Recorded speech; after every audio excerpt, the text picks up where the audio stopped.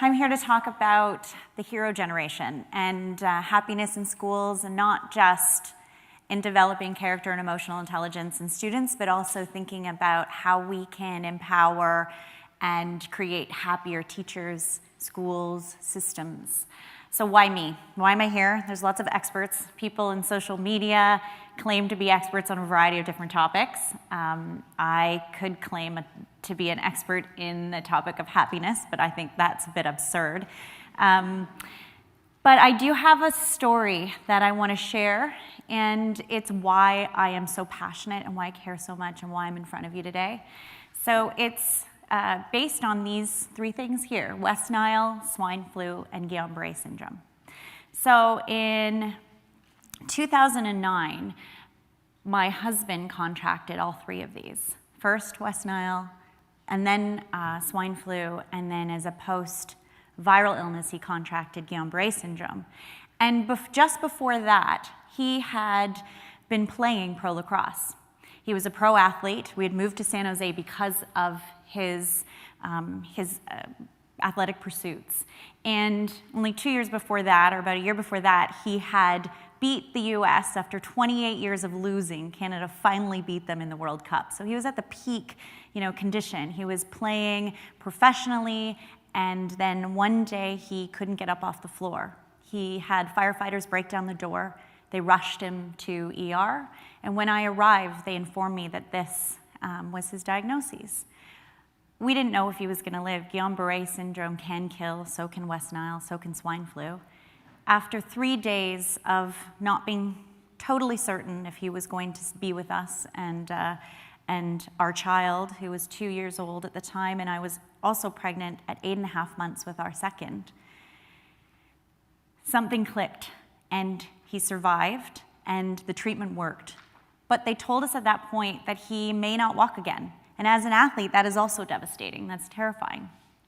But what ended up happening was that he decided at that point that that diagnosis wasn't going to take him out. And so he just made a point to change. Whatever was going to happen at that point was going to happen. So let's take this illness on in the best way that we possibly can.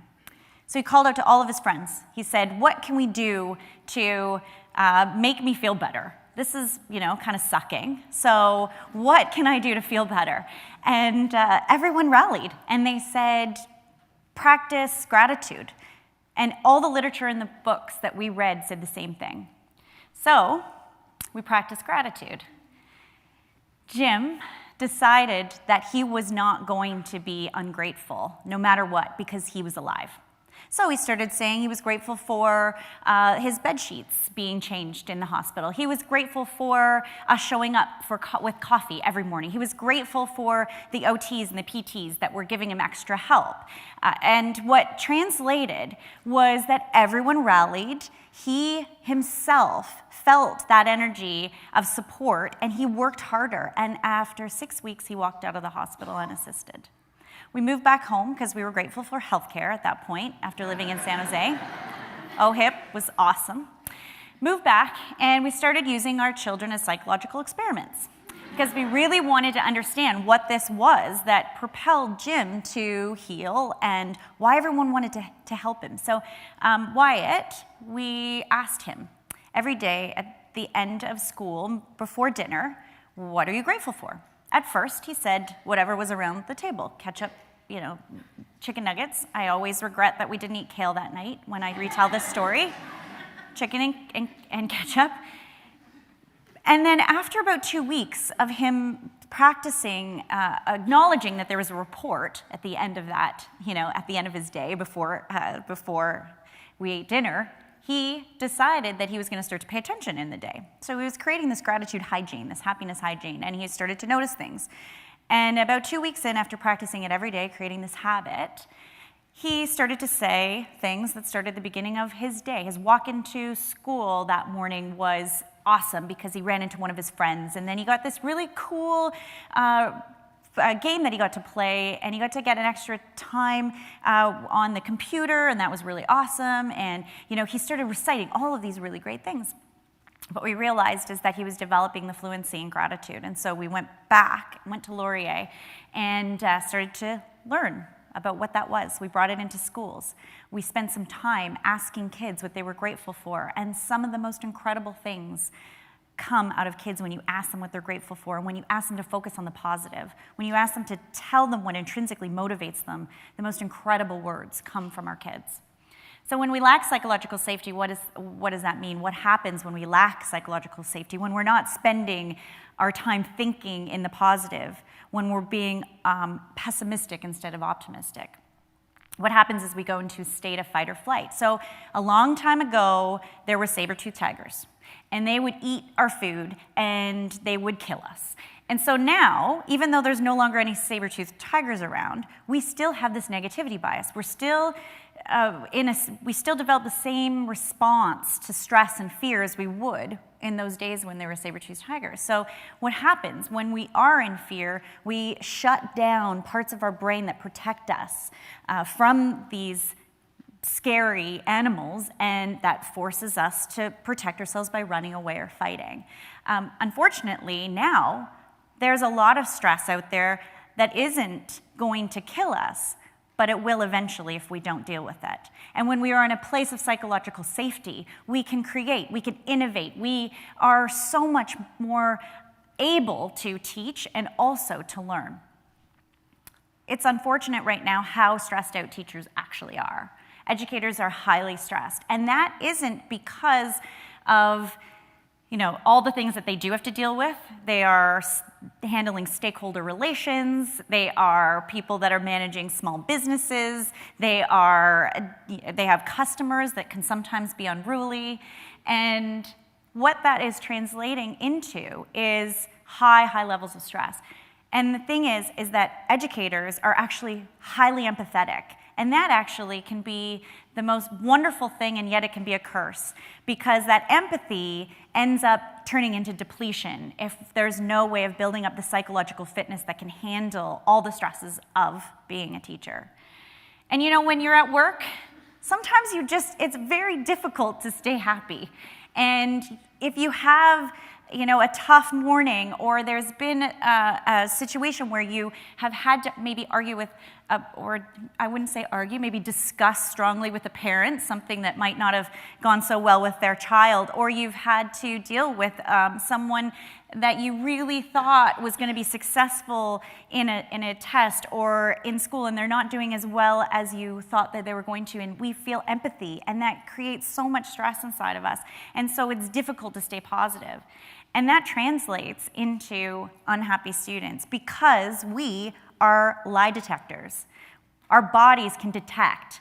Students and adults, grown-ups, are just as susceptible to feeling the stress of their students as students are to feeling the stress of the teachers that are in their space. Like Ekman, and in books that come out of really great authors, like scientists that wrote the research for Blink, we are susceptible to other people's stress. And the thing is that we have the ability to train these psychological traits. Our whole brain is so ripe for learning and for training if we create the habits of that. So what we did is we came up with the Hero Generation. It's a model that's based on Martin Seligman's model PERMA, which was positive emotions, engagement, relationships, meaning, and accomplishment. We took a lot of that science that's been around for a really long time, and we built the Hero Generation. And that is modeled as hope, efficacy, resilience, optimism, gratitude, empathy, and we also look at mindfulness. So hope, when we look at hope and bringing that into the curriculum, we look at hope as an active trait. When a child has hope, they know how to move around obstacles. They know that they have the ability, even if they haven't done well in one part of their testing, that there is a way for them to improve that. And efficacy. Very important for a child to have efficacy. It's being able to recognize their weaknesses. It's like growth mindset and the ability to overcome. Resiliency, it's okay to fail. You can have a bad mark, but that if you have the ability to be resilient, then you know that there's other ways around that. You see challenges, and as opportunities. Optimism is so important. That's that belief that you can accomplish everything that you put your mind to. And it's not irrational optimism. It isn't not putting your seatbelt on when you get in the car because you think, you just are optimistic enough that it's not going to result in a car crash. It's not irrational. It's about being able to use positive emotions to be effective. Gratitude, extremely important. We actually look at gratitude, and what we've learned in our research is that gratitude is this kind of granddaddy trait to happiness. It's the thing that you need to have in your life and practice in your life to become the happier person that you had aspired to be. Empathy, so important. Mirroring emotions. If we as educators can be heroes, then what is reflected back to us are students that are heroes, and it needs to be reciprocal and holistic. Mindfulness, if we can give our students time, a minute a day is all it takes for them to have a quiet moment of reflection. That changes so much of the outcomes of their academic success. And so what we did in this 21-day gratitude intervention is we tested this hero generation. We had students spend about 4 weeks they spent, and we asked kids from grade 1 to grade 8 what they were grateful for. And in this experiment, we had them either draw pictures or we had them write down what they were grateful for. And when they did this intervention, what was most amazing from the teacher's perspective is they learned what intrinsically motivated the students. They learned that dogs make up about 30% of a child's happiness. They realize that candy on some days can actually make a child really happy, and that it also can be their sibling, even though that was moderately, that shifted. But we did see that gratitude is a way for an educator to motivate. So when you start to see that this child writes about something that they're excited about 16 out of the 21 days, then you know that that child should be encouraged and taught in the way that they're motivated, they're most intrinsically motivated by. And it gave so many teachers different lines of communication. It also opened up the ability for them to ask a student when they couldn't find something that they were grateful for, the why behind that. Lots of really important conversations came out of a child not being able to find those words of gratitude. We also found that with 10 weeks of gratitude journaling for adults, same thing. 10 weeks of gratitude journaling increased engagement. It increased by 35%. It increased the desire and the connection to be in their environment with with their peers and with their students. It was so significantly relevant that we had to start applying it at both ends of the spectrum. And now we're working with teachers and with students and figuring out how those two pieces of effort combined create higher academic achievement. So why should we care? This kid who has his S backwards, but who cares? He has his S backwards, but look at, he's so happy to be learning to spell. And we focus so much on writing that S so that it's perfect, but what does that really matter? He just loves to learn. He's excited, he wants to be spelling. And what kid writes a gratitude that says learning to spell? When they love school, that's what they say they're grateful for. You know how many times we saw notes that said, I'm grateful for my teacher? Thousands. Bacon was also one that we saw a lot, but teachers are significantly impactful on a child's life, and bacon. So just come to school with bacon and it'll be fine. But this is what is so special about this, is that S will get righted, or it'll get turned around as long as you are building up their psychological fitness so that they can embrace being wrong. And then you can make them feel that school is a place that is joyful and happy and wonderful and a great place to be. Because really, that's when the fight or flight and that cognitive load and the brain opens up and innovation happens and creativity happens and school becomes a place of happiness. And when you spend so many hours there, shouldn't it be a place of happiness? And not just for the students, but for teachers too. So education is the most powerful weapon which you can use to change the world. This quote is so impactful because we look at the ability to change the world through education. We know that to be true. But how do we set up our students and teachers in our schools for success to change the world. If this is so important and it is the thing that will be the catalyst for change, we need to make our teachers, our schools, our students happy to be there, excited to be there, grateful for being there, because it's a mission we're on. We're on a journey, and we're trying to do it together. And if we create a place that is safe and psychologically safe for all of us, then we can actually change the world. And I look forward for all of us doing that together. Thank you.